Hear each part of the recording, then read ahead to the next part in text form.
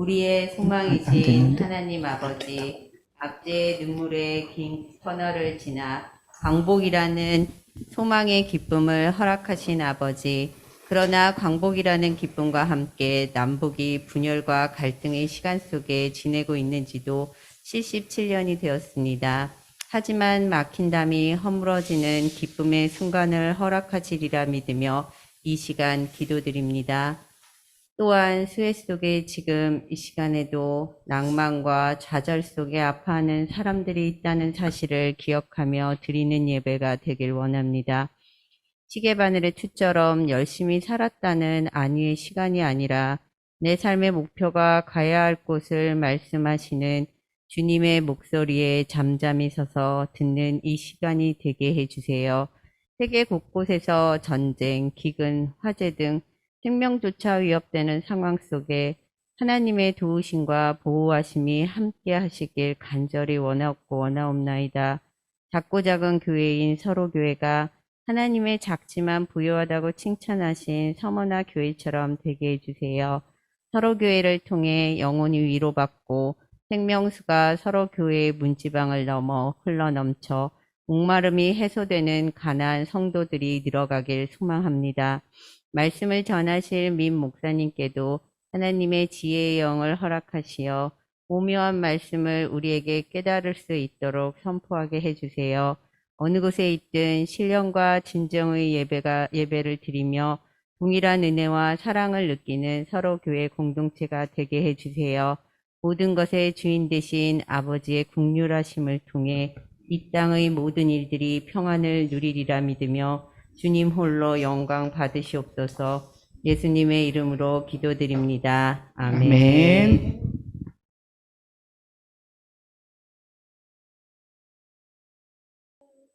네. 오늘도 예배 가운데 오신 여러분 모두를 주님의 이름으로 환영합니다. 광복절 맞으면 기쁘죠. 태극기 걸고, 아, 우리나라 이제 해방됐구나. 그래서 77년 동안 이렇게 자유롭게 살 수 있는 대한민국에서 우리가 이렇게 잘 지내고 있구나. 그래서 감사하는 마음도 갖기도 하고, 그 모진 시간을 지내온 우리 조상들에 대한 경외심도 갖기도 합니다. 그런데 해를 거듭할수록 이 해방이 조금씩 불편해져요. 이게 온당한 해방이었는지에 대한 질문 때문에 그렇습니다. 우리는 이날을 독립한 날이라고 하죠. 근데 엄밀히 말하면 독립하지는 못했어요. 독립은 스스로 서다는 뜻이거든요. 그러니까 우리 딸이 독립하려면 어떻게 해야 되나요? 일단 성년이 돼야 되고, 나이가 성인이 돼야 되고, 경제적으로, 사회적으로, 그리고 무엇보다 정서적으로 부모로부터 진짜 독립할 수 있을 때 그때가 독립이잖아요. 그럼 우리도 일제강점기에 40년 가까운 그 시간 동안 모든 주체성을 다 박탈당하고 이제 일본의 나라도 뺏기고 영혼까지 뺏겼었죠. 이런 상황에서 스스로 서는 힘을 잃어버린 거예요. 40년 동안. 그럼 우리가 독립한다는 말은 누구의 도움을 받지 않고 스스로 정부도 꾸려보고 스스로 세금도 내고 스스로 군대도 만들어보고 이렇게 해서 나라가 섰어야 그게 독립인데, 잘 됐든 못 됐든 우리는 처음부터 그 시작이 잘못됐습니다. 1945년 8월 15일에 이제 그 며칠 전에 일본이 항복했잖아요. 그러고 그 8월 15일 날 일본 군대와 모든 그 관리들이 싹 일본으로 빠져나가요. 그러고 나서 여기가 이제 백지 상태가 된 거예요. 근데 백지 상태가 되자마자 우리나라의 태극기가 청사에 올라가지 못하고 미국 국기가 올라갔어요. 오늘 주보에 있는 그 그림을 보면 그게 딱 나타나 있는데요. 해방 직후에 조선 총독부 앞에 걸렸던 깃발이 일장기에서 성조기로 바뀝니다. 물론 그러니까 미국이 기독교 국가고 뭐 여러 가지 엄청난 자본과 인력으로 우리를 도운 거는 역사적인 사실이에요. 근데 우리가 독립하지 못한 거는 분명합니다. 그리고 3년간 미 군정을 지냈는데, 군정이라는 건 군인들이 나라를 다스린다는 거잖아요. 그러니까 사실 미국이든 우리나라든 사관학교 출신들이 가장 엘리트인데 이 사관학교 출신의 엘리트들은 군대를 맡아서 나라를 지켜야지 원래는 정치를 하면 안 됩니다. 근데 이제 이 군대에 별 단 사람들이 우리나라를 통치하기 시작하는데 한국을 통치할 방법이 없는 거예요. 왜냐하면 언어가 일단 달라요. 영어 쓸 줄 아는 사람이 극소수예요. 0.1%도 안 돼요. 이때 기독교가 엄청난 혜택을 봅니다. 왜냐하면 목사님들이 미국 유학을 많이 갔다 왔거든요. 특히 북장로교 선교회에 속해 있는 우리 교단의 전신이죠. 이분들이 미국 유학, 프린스턴 뭐 이런 데 많이 갔다 옵니다. 그러니까 대표적인 분이 한경직 목사님인데 영어가 유창하니까 미 군정하고 얘기를 잘 하는 거예요. 그래서 지금의 그 영락교회 터 있잖아요. 그거를 말로 얻어냅니다. 그러니까 이제 미 군정이 다스리고 있는 시기에 그 일제 적산가옥이라 그래서 일본 사람들이 가지고 있었던 토지들이 있을 거 아니에요. 이게 지금 소유가 없어진 거예요. 전부 정부 거예요. 그럼 이거를 이제 한국 사람들한테 나눠줘야 될 거 아니겠어요? 근데 누구한테 나눠줄까? 달라는 사람한테 나눠주지. 달라고 하려면 말을 할 줄 알아야 되잖아요. 그래서 한경직 목사님이 그 땅을 여기다가 학교를 짓겠다라고 공문을 써갖고 미군정청에 내요. 그건 당연히 허락해 주죠. 이렇게 좋은 일을 하겠다는데. 근데 자꾸 교회가 커지니까 약속을 잊어버리고 학교를 거기다가 안 짓죠. 근데 한경직 목사님의 위대한 점은 저는 그분 존경하거든요. 흑역사도 많지만 위대한 점은 뭐냐면 돌아가시기 전에 그게 마음에 한으로 남았던 거예요. 내가 거짓말해서 이거 따서 이렇게 교회를 키운 거네. 이 양심의 가책이 있으셨던 거예요. 그래서 결국은 교회가 남산 밑에다 큰 땅을 사서 거기에 남산 여자 신학교를 세웁니다. 그래서 최근까지도 운영이 되고 있었고 그 남산 여자 신학교 출신 교역자들이 우리나라에 굉장히 많아요. 특히 예장 통합을 중심으로 신방 전도사 이런 분들이 있죠. 대부분 남산 신학교 출신입니다. 그러니까 그런 미안한 마음에 한경직 목사님은 끝내 그렇게 한을 풀고 가셨죠. 뭐 신사참배 문제도 마찬가지예요. 템플턴 상이라는 종교계의 노벨상을 한경직 목사님이 이제 수상을 하는데 이때 제일 먼저 나가서 첫 번째로 한 말이 나는 이 상을 받을 자격이 없습니다. 나는 신사참배했습니다. 이렇게 고백을 했거든요. 그러니까 우리나라 역사의 좀 굴곡과 좀 어두운 면들, 뭐 서북 청년단이니 이런 좋지 않은 역사와 많이 연루되어 있는 거는 분명하지만 훌륭한 점은 또 있는 것 같아요. 정확하게 이야기를 하고 가셨기 때문에. 3년간의 미 군정 시간 동안 우리 조선 사람들이 경험했던 삶의 질은 역대 최하위급이에요. 그러니까 이미 데이터가 다 나와 있습니다. 왜냐하면 일본은 40년 동안 이 땅을 다스려봤기 때문에 어떻게 하면 조선 사람들에게 좀 지지를 받을 수 있는지를 연구를 엄청나게 한 거예요. 그리고 실제로 1920, 30년대에는 일제강점기에 만족하는 조선인들이 많이 생기기 시작했어요. 그래도 사람답게 살게는 해주니까. 그러니까 애굽에서 고기는 먹었잖아요. 그러니까 광야로 쫓겨난 이스라엘 백성이 우리 애굽 가면 고기는 먹었었는데 이거 지금 뭐냐 이렇게 불평한 것처럼 일제가 그렇게 통치를 하기 시작한 거예요. 근데 미 군정 시기에는 그런 경험이 전혀 없기 때문에 세금을 어떻게 걷어야 되는지 어떻게 하면 이 백성들이 마음이 평안한지 이런 거를 전혀 고려하지 못하고 수치로만 모든 걸 해결한 거예요. 그래서 특히 이제 쌀을 세금으로 내야 되는 농민층들에서 미 군정을 가장 힘들게 경험했다고 합니다. 이게 뭐 소통이 안 되고 그냥 무조건 와서 쌀을 가져가는 거예요. 그런 힘든 시간을 보낸 거죠. 독립하지 못한 나라의 서러움. 그리고 그 서러움의 끝판왕은 만약에 우리가 뭐 남북이 전체가 다 미국이 그렇게 좀 해줬다 그러면 괜찮은데 이 강대국들의 힘의 논리에 의해서 절반은 미국이, 절반은 소련이. 그래서 6.25라고 하는 비극까지 이어져 있는 이 역사가 참 우리에게 한으로 남아있기 때문에 8.15를 기념하고 77년째 거듭해서 기념할수록 마음이 더 무거워지는 거예요. 아직 해결이 안 됐기 때문에. 그래서 오늘은 이상화 시인의 개벽, 꾀아낀 들에도 봄은 오는가 이 시를 주보에 실었는데요. 한번 잘 읽어보시면 좋겠습니다. 들도 빼앗기고 봄도 빼앗긴 우리의 상황. 아직까지 이게 다 되찾아진 건 아니구나. 이런 생각을 하면서 광복절 기념주일 말씀 시작을 엽니다. 근데 이게요, 기독교인들은 이 역사를 바라보는 새로운 눈을 하나 가지고 있어야 되잖아요.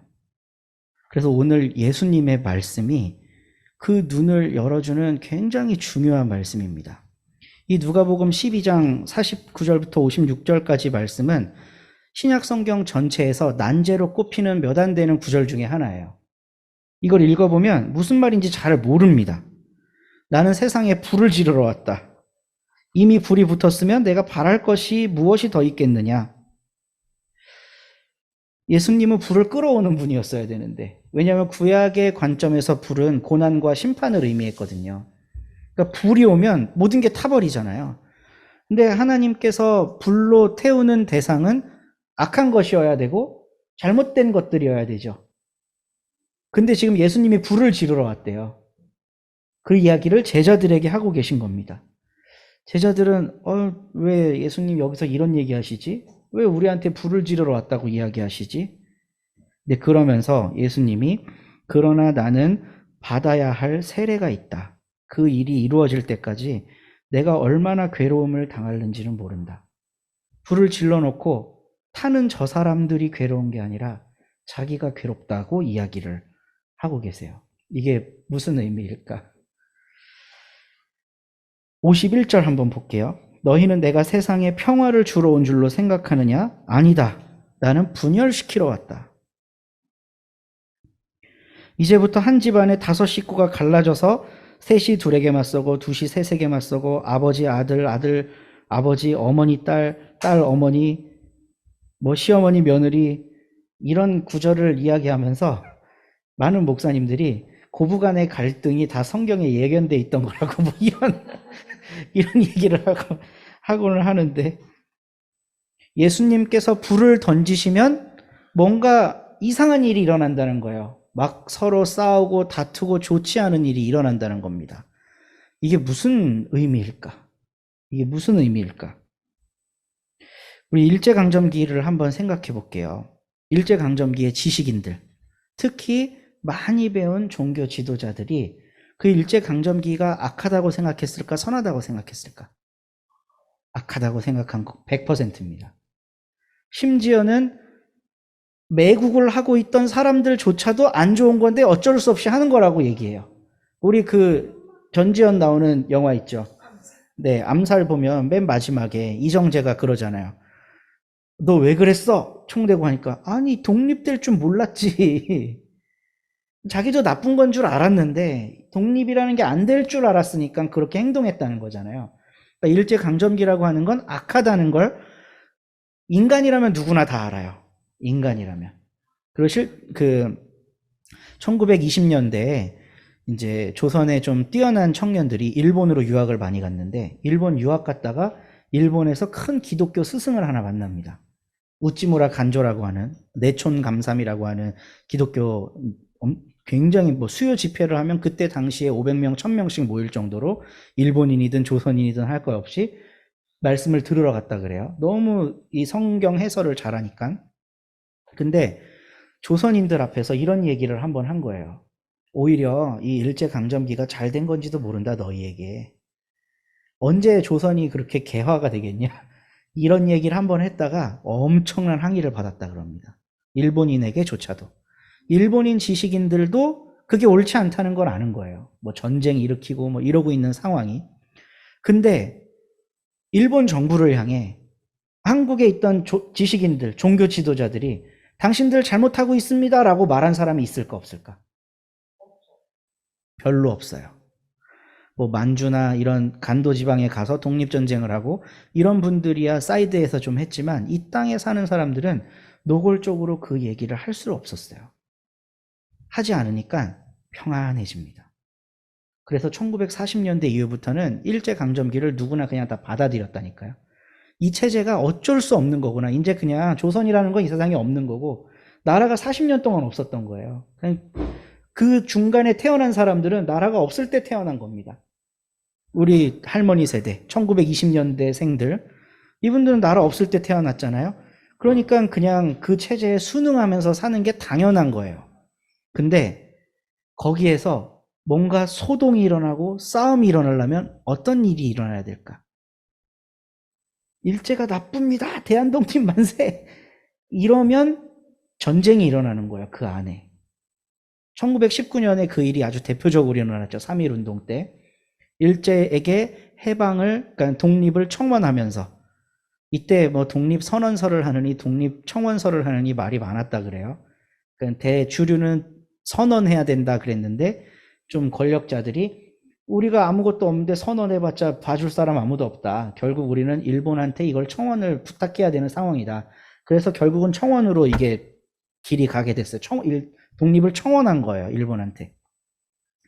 이러니까 역사에 소용돌이가 일어나잖아요.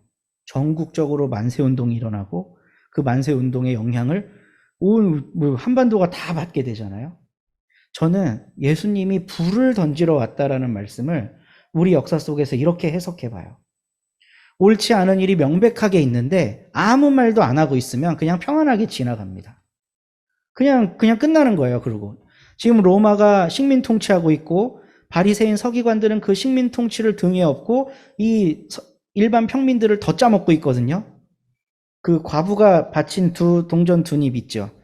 이거를 정말 오해하면 안 되는 게, 아무것도 없는 중에도 모든 거를 다 넣었다, 예수님이 칭찬한 사건이 아니에요. 절대로 그렇게 이해해서는 안 됩니다. 왜냐하면 그 앞에 이 성전에서 팔짱을 끼고 누가 얼마나 땡그랑 소리 듣는 사람들에 대해 예수님이 비판하시거든요. 저들은 성전 그 헌금통에 무게 그 동전이 떨어질 때 묵직하게 떨어지는 사람 좋아하고, 땡그랑 소리 나는 사람은 차별한다고 예수님이 비판하는 대목 뒤에 과부의 두렙돈이 나오는 거예요. 그러면서 예수님이 거기다 뭐라 그러냐면 저 여자는 전 재산을 넣었다 그래요. 전 재산을 거기 넣으면 돼요, 안 돼요? 지금 안 돼요. 그 여자는 그걸 그날 하루 먹을 거거든요. 근데 성전이라고 하는 체제가 그거를 갈취했다는 거예요. 이건 뭐 아무리 읽어봐도 그런 뜻입니다. 그 구절을 통째로 읽어보면. 그러니까 여러분, 없는 중에도 헌신하시면 예수님이 다 넣었다고 칭찬해 주십니다. 이렇게 들으면 절대로 안 되는 구절이에요. 그러니까 로마와 그 유대 종교가 서로 협작을 해서 이 이스라엘 사람들이 굉장히 공공한 상황이란 말이죠. 근데 아무도 뭐라고 안 해요. 아무도 뭐라고 안 하고 그냥 조용히 하고 있어야 평안하지. 만약에 우리 집안에 어떤 한 사람이 그거 안 됩니다 이러면 아버지가 그래 잘했다, 가서 그 일 해라, 이럴 사람 있을까? 얘야 그러지 말아라, 몸 사려라. 만약에 제가 맨날 명성교회 앞에 가갖고 세습 반대합니다 이거 들고 있으면 누가 제일 힘들어할까? 저희 엄마 아빠가 제일 힘들어할 거예요. 아이고 우리 아들이 저러다가 큰일 나면 어떡하나. 그러지 않겠어요? 불을 던지면 이 내부에서 불화가 일어납니다. 불을 던지면 제 가족들이 먼저 걱정해요. 그러니까 아버지와 아들이, 어머니와 딸이, 며느리와 이 갈등이 일어난다는 게, 불이 던져지면 갈등이 일어난다는 겁니다. 예수님은 불을 던지러 왔다는 거예요. 근데 그 불을 던진 사람을 이 세상은 어떻게 해요? 가만히 놔두질 않아요. 그래서 50절 말씀에 보면 그 일이 이루어질 때까지 내가 얼마나 괴로운 일을 당하는지 모른다. 불 던진 것 때문에. 예수님이 지금 제자들의 마음에 던진 불, 유대에 던진 불, 이 세상을 향해 던진 불은 평화를 저해하고 하나님의 백성들을 억압하고, 이런 불의한 체제에 대해서 이건 아니라는 걸 예수님이 지금 선포를 하고 계시거든요. 유대 성전에 들어가면 성전 지도자들하고 갈등하십니다. 법정, 로마의 공인을 받은 그 법정에 가면 총독과 갈등하게 돼요. 분봉왕들하고 갈등하게 되고, 분봉왕이 예수님하고 친하게 지내지 않습니다. 갈등해요. 예수님은 그렇게 불을 던지러 왔기 때문에 그 불의 실체를 깨달은 사람들은 부담스러워하고 힘들어하고 싫어해요. 근데 예수님은 그걸 하시겠다고 한 겁니다. 그러면서 마지막 54절 이후에 이게 참 저는 이 구절을 읽으면서 저 스스로를 돌아보고 엄청 반성하게 됐는데요. 54절에 너희는 구름이 서쪽에서 이는 걸 보면 소나기가 오겠다고 말한다. 그리고 그렇게 된다. 남풍이 불면 날이 덥겠다고 말한다. 그렇게 된다. 위선자들아, 너희는 땅과 하늘의 기상은 분간할 줄 알면서 왜 이때는 분간하지 않느냐? 분간하지 못하느냐? 이미 로마가 잘못하고 있는 거, 유대 종교 지도자들이 잘못하고 있는 거 이미 다 알고 있다는 거예요. 서로. 모두가. 근데 아무도 말을 못하고 있다는 거죠. 예수님은 그걸 위선이라고 이야기를 하고 계십니다. 일제강점기에 수많은 지식인들이 일제가 나쁜 짓 하는 걸 알면서도 말을 못해요. 말 안 하는 거죠. 그냥 불이 닥쳐서 혼란스러워지는 게 싫은 거예요.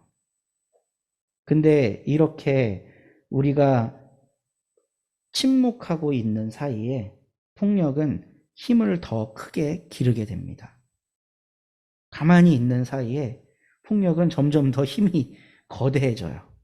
그래서 예수님은 그 폭력의 고리를 과감하게 끊으시는데 자기 희생이라고 하는 이 인류 역사상 있어 본 적이 없는 일로 그 폭력의 고리를 끊으십니다. 불을 던지면서 그 폭력의 주체들을 다 태워버리는 게 아니라 자기 자신을 불살라서 이 폭력이 무용지물이라는 걸 깨닫게 해주시는 거예요. 이 십자가의 도가 멸망하는 자에게는 미련한 거지만 그걸 믿고 그걸 붙들고 있는 사람에게는 능력이 된다는 말씀을 예수님이 몸소 보여주시는 겁니다. 철저하게 비폭력으로 저항하면서 그 죄 없으신 예수님에게 폭력을 가한 그들이 얼마나 잘못됐다는 걸 세상에 공포해 주신 거죠. 근데 그 사이에 예수님이 당하셔야 했던 고난과 괴로움과 서러움이 얼마나 컸을까? 예수님은 그걸 자신이 받아야 할 세례라고 말씀을 하셨습니다. 그래서 오늘 말씀 제목을 고난의 세례라고 정했어요. 그리고 이 세례는 우리가 모두 함께 받아야 할 세례입니다. 요한이 요단강가에서 사람들에게 물로 세례를 줬잖아요. 세례를 받은 사람들이 많았죠. 근데 그 사람들이 유대인들하고 편하게 섞여 살기 쉬웠을까요? 우리 어저께 이제 밤에 저희 식구들은 이번 주 수요일 날 나눌 영화를 봤습니다. 그 침묵, 사일런스를 봤는데 기리시탄들이 일본에서 편하게 살 수 있었나요? 세례를 받았다는 이유, 성찬에 참여했다는 이유로 지금 끌려가서 고통을 당해야 되는 상황인 거예요. 그러니까 세례 요한 시대나 예수님의 시대나 요단강에서 세례를 받은 사람들, 예수님 패거리에 끼어서 따라다니면서 오병이어때 빵도 얻어먹고 뭐 물고기도 얻어먹고 했던 이 사람들은 아주 불편한 사람들인 거예요. 주류 사회의 입장에서 봤을 때는. 근데 오늘날 우리들의 교회는 그런 불편한 시선을 당하고 있느냐는 거죠. 오히려 우리가 불편한 시선으로 누군가를 보죠. 힘이 훨씬 강력해졌기 때문에. 우리가 가지고 있는 지난 70년간 해방 이후에 교회가 성장하면서 축적한 부와 힘이 이 세상을 압도할 만큼 크거든요.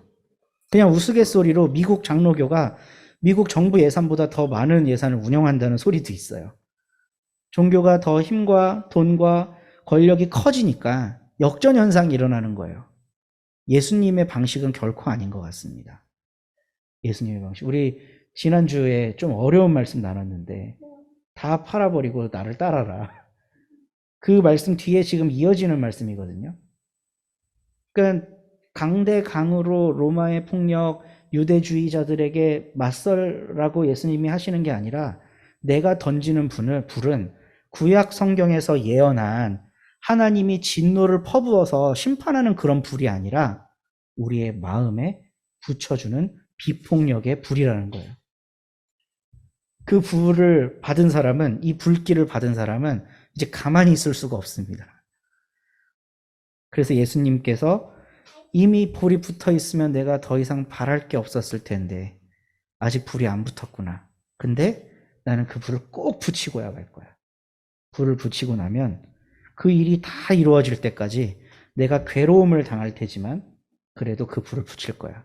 라고 예수님이 오늘 우리들에게 그리고 당신의 제자들에게 말씀을 하십니다. 우리 서로 공동체가 이 불을 사모하는 공동체가 됐으면 좋겠어요. 우리가 휘두를 수 있는 권세 이런 게 아니에요. 더 뭔가 이 세상 사람들 다른 교회들이 보기에 좋아지는 그런 게 아니에요. 제가 지난주에 너무 기분 좋은 전화를 받았는데 우리 동네에 있는 목사님들이 저희 교회 유튜브를 보신답니다. 그리고 저는 이유를 몇 명 보지도 않는데 이유를 모르겠는데 너무 부러워한다는 거예요. 그래서 이번 주 화요일 날 그 목사님들이 우리 교회에 와서 배워 가시겠다고.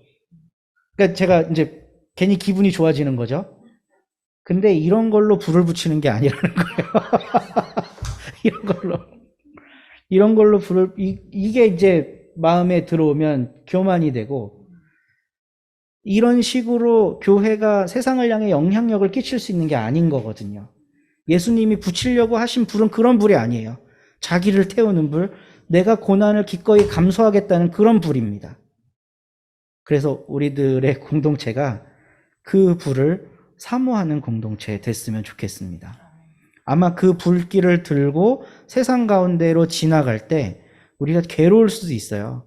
욕을 먹을 수도 있고, 아, 저것들은 왜 저렇게 유별나냐, 지들만 잘났냐, 이럴 수도 있어요. 그런데 그 불길을 가지고 그 고난을 겪으며 살아갈 때 우리가 예수의 제자가 된다는 겁니다. 제자들은 처음에 이거 아무도 이해를 못해서 100% 예수님을 배신했어요. 근데 예수님이 부활하신 거를 보고 완전히 마음을 고쳐먹습니다. 그래서 우리 손에 예수님이 말씀하신 이 불길이 들려있다는 증거는 부활하신 예수님을 우리가 믿는다는 거예요. 성령 강림절 열째 주일, 나라를 위한 기도주일, 광복절을 기념하는 주일에 우리가 이 불을 묵상하는 이유가 뭔지 한번 고민해 봤으면 좋겠습니다. 아직도 우리 사회에 온전한 해방, 온전한 광복, 제대로 된 독립 이루어지지 않았고, 그런 이유는 모두가 이유를 다 알아요. 일제강점기가 나빴고 우리나라를 식민 통치하려는 외세들이 계속해서 우리를 에워싸고 있었고, 그동안 우리를 지도했던 많은 지도자들이 거기에 있어서 정직한 소리를 내지 못했던 역사를 우리가 누구나 다 잘 알고 있어요. 그러면 오늘 우리는 어떻게 할 거냐는 거예요. 그냥 좋은 게 좋은 거니까 그냥 그렇게 살아야지 하고 적당히 타협하면서 살아가는 방법을 지금까지 선택해 왔죠. 근데 불을 붙잡는 선택을 할 때 내홍이 일어나지만 결국 하나님 나라가 우리 가운데 오게 됩니다. 이 말씀을 붙잡고 승리하는 우리 서로 교회 공동체 모두가 되기를 주님의 이름으로 소망합니다. 주님 다시 오실 때까지 나는 이 길 가겠습니다. 우리 함께 찬양하며 나아가겠습니다.